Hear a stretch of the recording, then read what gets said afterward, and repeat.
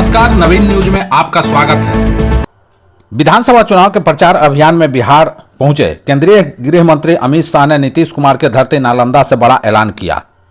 उन्होंने कहा कि सब कुछ ठीक रहा तो अगली बार बिहार में विधानसभा चुनाव एक चरण में संपन्न कराया जाएगा। कहा कि जब लालू राबड़ी की सरकार थी तो खराब विधि व्यवस्था के कारण 6 चरणों में चुनाव कराना पड़ता था।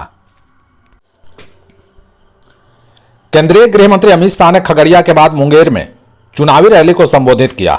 मुंगेर के जनसभा में उन्होंने स्कूलों में पढ़ाई, अस्पतालों में वक्त पर दवाई, खेतों के समय पर सिंचाई और हर घर में शुद्ध जल की सप्लाई को एनडीए का लक्ष्य करार दिया। अमित शाह ने राहुल गांधी, लालू यादव और राबड़ी देवी पर बिहार को विकास के दौर में पीछे धकेलने का आरोप लगाया।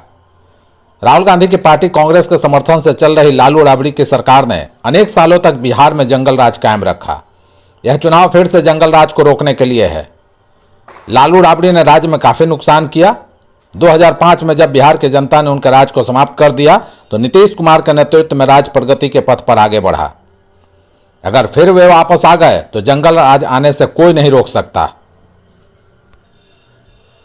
अमित शाह ने कहा कि लालू यादव अपने बेटे को सीएम बनाना चाहते हैं तो सोनिया गांधी राहुल गांधी को पीएम बनाने में लगे हैं।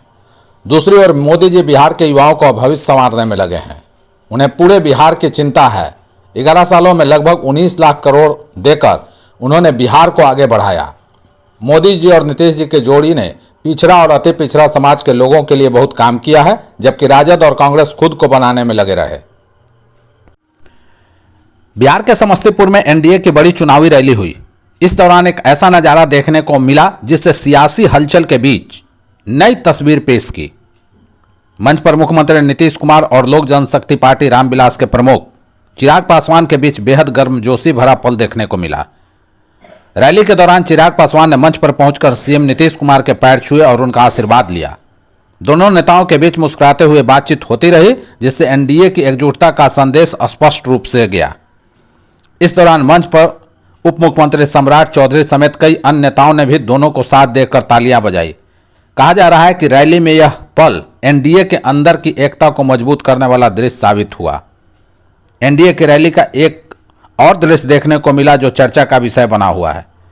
जनसभा में चिराग पासवान का भाषण न देना।